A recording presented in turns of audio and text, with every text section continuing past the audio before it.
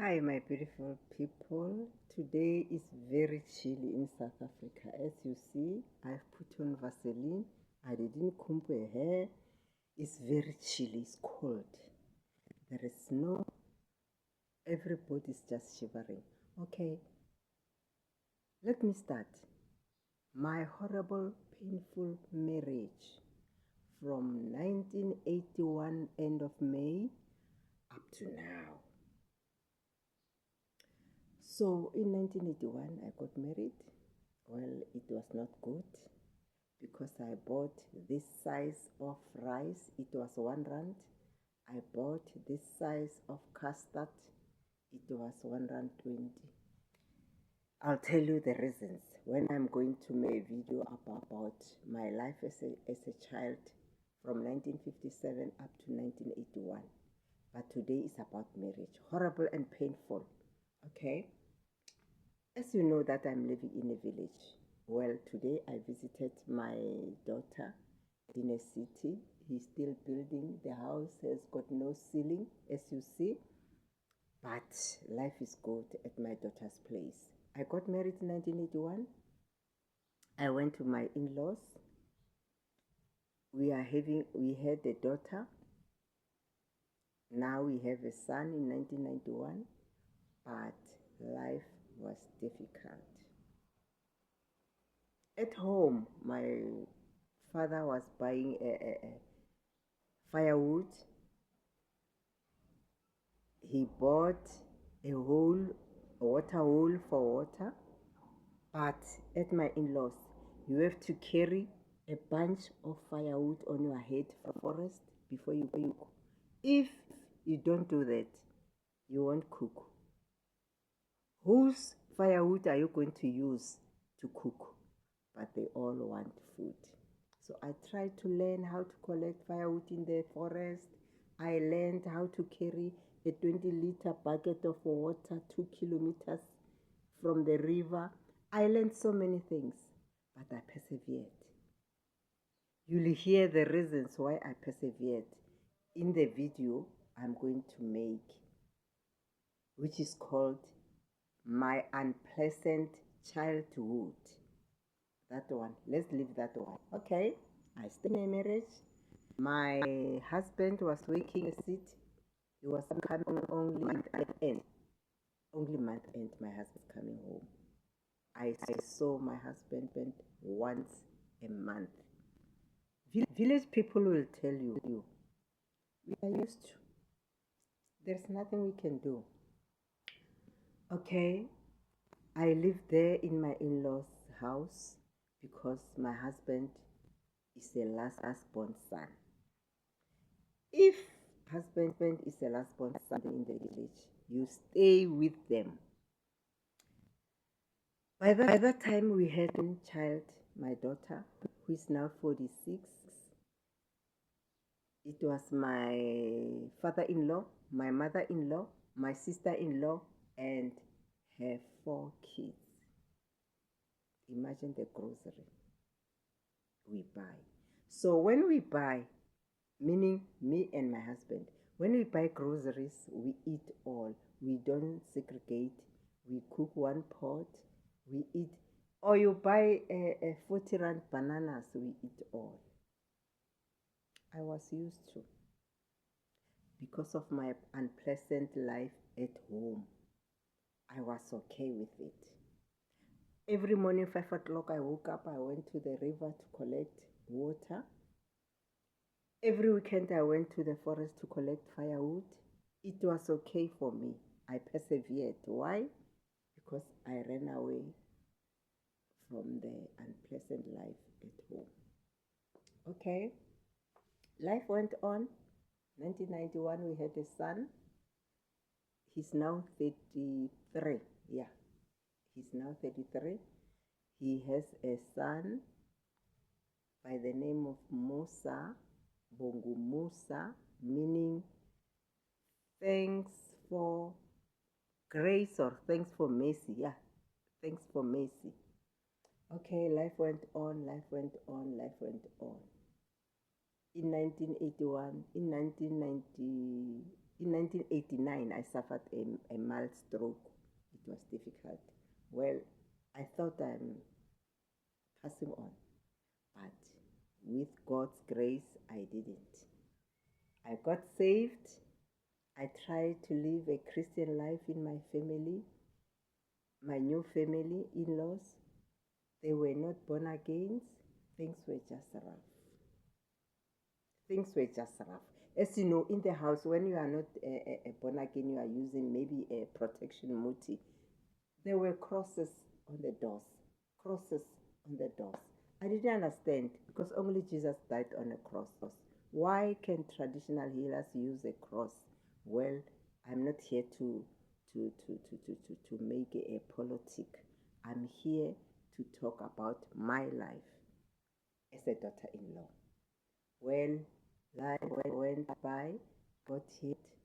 I went to the hospital. They scanned my head. They did the test. They said, no, the stroke has missed you. So you are going to be okay. Because I couldn't walk, I couldn't stand. But after 6 months, I was able to stand. I was able to do some things, wash myself, do this and that. Well, it was okay. Marriage life went on. In 2000, no, in 1980 something, my husband got a job at home as a EMS, Emergency Medical Services, at our local hospital. So he was working there. He was driving ambulances. He was just working life. I saw my husband every day. That was very fine. But in my in-laws place, well, there's nothing I could do. Life went on, life went on. In 2000, the 11th of November, I can't forget that date. My husband came home. He was working. I don't know, because he said, today I'm going to work for a night shift at the hospital. Okay, he parked his ambulance there. He went to the salon. He cut his hair. He liked very small hair. He came back at 10 o'clock. He said, no, accompany me to the doctor. I'm not feeling well. I said, what's wrong with you? He didn't say. Men, they are so secretive.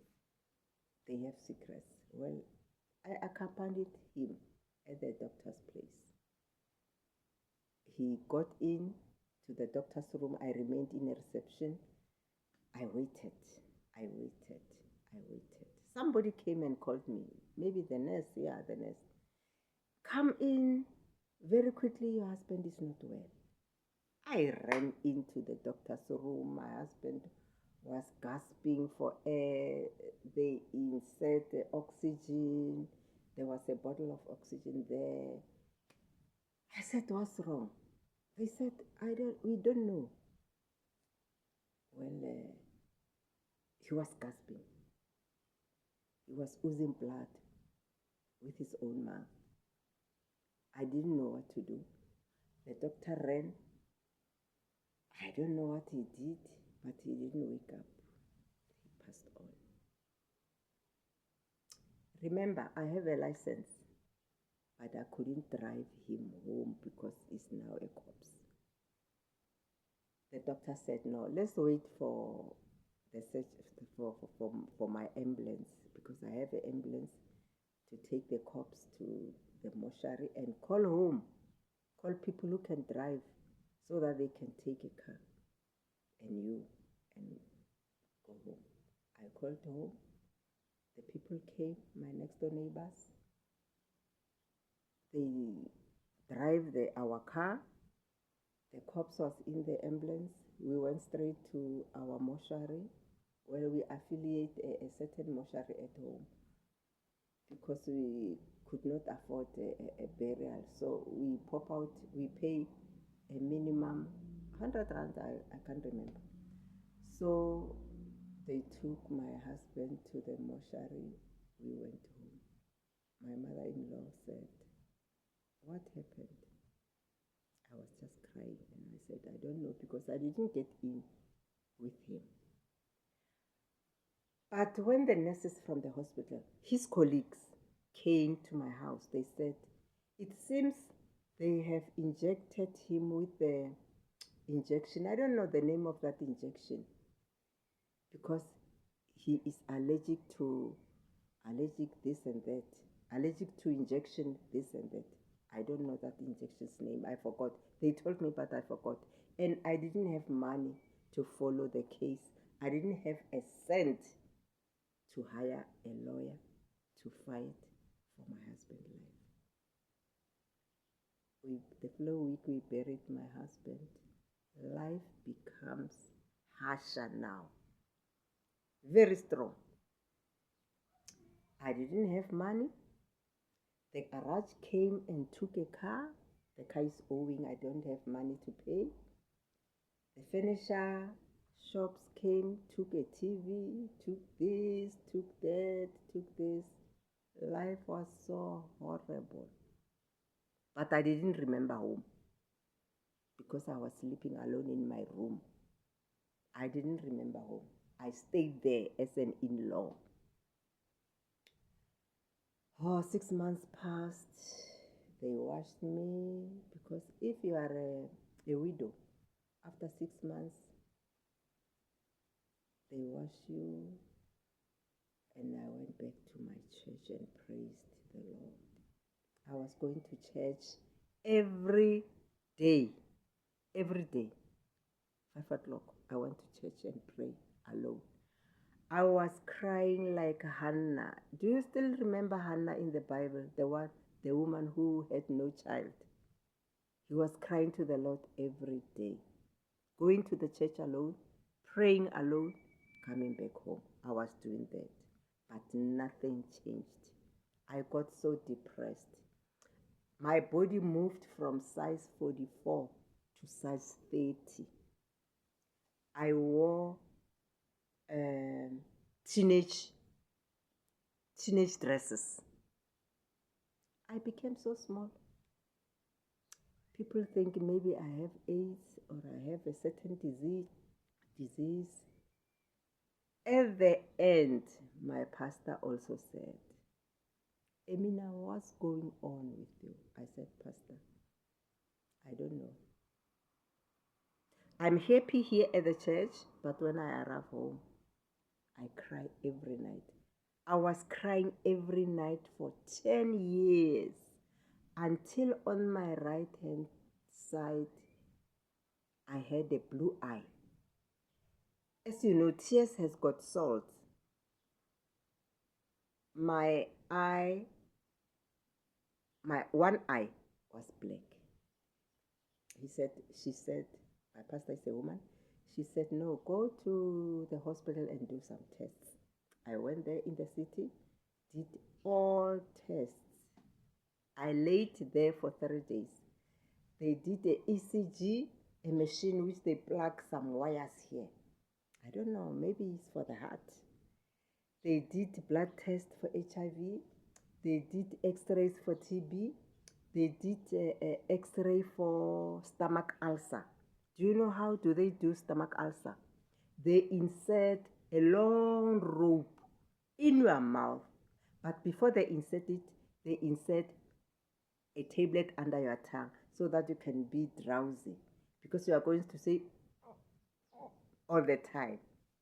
After that, they insert the wire or the tube. The tube.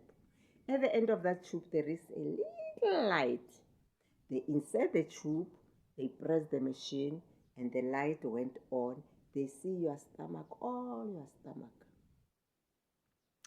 Then they took it out. They take it out, they take it out, they take it out. I went to the ward. The third day, they brought all my results. All my results were negative.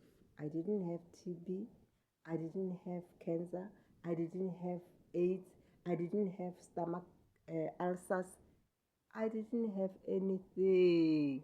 But I was just size 30, size 28. The only thing they captured was a depression. They wrote a note. They said I must go to the third floor of the hospital and see the psychologist. Yes. I went there. The psychologist talked to me. We talked. I went home. He said, come back next month. I came back the following month. We talked. He said, come back the third month. I went there the third month. We talked. Nothing changed. I'm telling you the truth. Nothing changed. My pastor said, now I'm going to counsel you using the word of God. It was so difficult, but God is always beautiful. And your situation, my situation, didn't change God. God is unchangeable. He's still God even today. Okay? He started counseling me.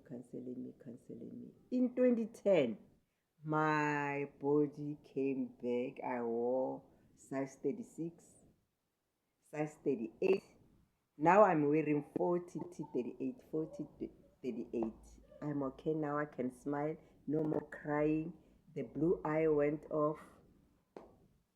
I don't have a blue eye. Even if today I've used Vaseline because very chilly in South Africa. Then went home. I was okay now. Thank you, Jesus. Thank you,